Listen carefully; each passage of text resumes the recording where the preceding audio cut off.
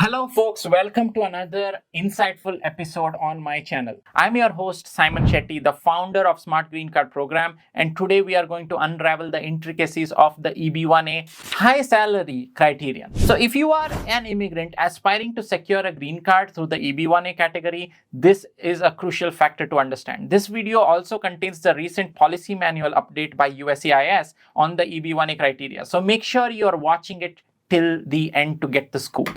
Let's start with the big question. Why should you target the EB1A high salary criterion? Well, when you provide evidence of receiving such high compensation, you're telling the USCIS officer that your expertise is not only recognized, but also highly valued nationally and internationally. Now, you might be wondering if there is a specific income threshold you need to meet. The answer really is no. There is no set amount that qualifies you automatically. It's about earning more than your peers and demonstrating that your work has profound impact, resulting in a compensation that reflects your extraordinary abilities. So how do you go about demonstrating high salary for your EB1A? Well, here's how. Use your pay stubs, tax returns, and other documents to showcase your previous compensation or services rendered by you and how much you got paid for that. Provide contracts and job offer letters to indicate a future salary, although a past salary is always better than a future salary, or a current ongoing salary is always better than a future salary. Use the Form 1099 and Form W2s, which are the tax forms that get issued to you,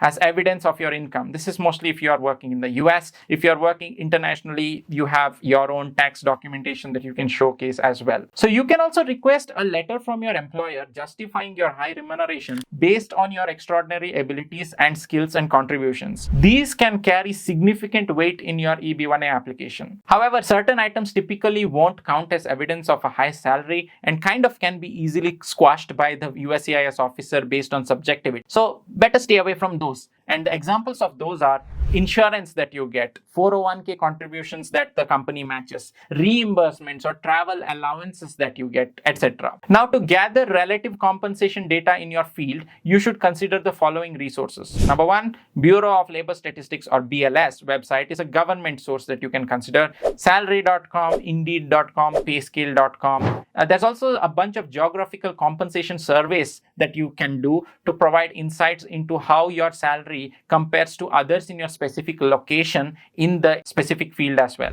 There's position appropriate surveys also that can help USCIS understand how your salaries compare to others in similar roles as well. Articles or reports in credible media publications that discuss the high remuneration in your field also are a great evidence piece that you can add. Lists of top earners compiled by reputable professional institutions or organizations, but these definitely help as supporting evidence if you are able to get your hands on those. And those will really help establish your comparison against the top earners in your field. USCIS has recently released a policy manual update on the EB1A, offering certain clarifications on types of evidence that can be used to satisfy each criteria. Here's what they have to say about the nuances of the high salary criteria though. Number one, location and currency. Now, this is important if you're applying for the EB1A from outside the US. USCIS doesn't convert your salary to US dollars to understand if it would be significant here in the US, but it considers wage statistics specific to the location of your work. That's good news, isn't it? Because you can't expect to make the same kind of money that a person in the US makes for the similar role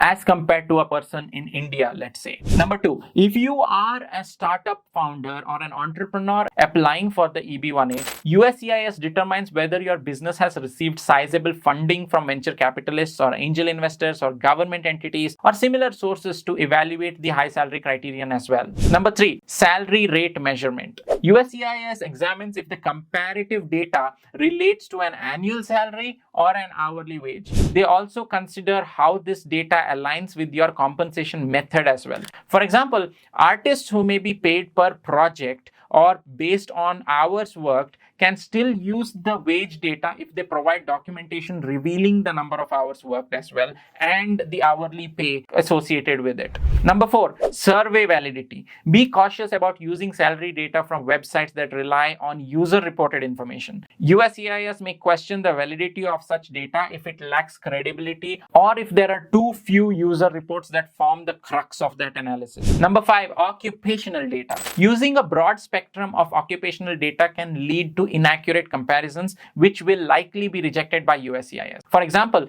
demonstrating that a firm director earns significant remuneration by considering a diverse range of occupational data, such as unrelated job positions like radio show producer, might not really offer enough meaningful evidence for this. To wrap things up, remember that the EB1A's high salary criterion is just one of the 10 eligibility factors that USCIS really evaluates. Now, you must meet a minimum of 3 criteria out of 10 and excel in the final merits determination to secure your green card. Navigating this EB1A journey can be challenging, and that's where the Smart Green Card program comes in. We offer expert guidance to help you build an unrivaled EB1A profile, ensuring that you have the best chances of success. Well, that concludes today's in-depth exploration of the EB1A high salary criteria. I hope you found this information valuable. If you did, please don't forget to like, share, and subscribe for more insights on the EB1A Green Card and to spread the message. Remember, your American dream is within reach, and we are here to help you make it a reality. I'll see you in the next video soon, and take care. Peace.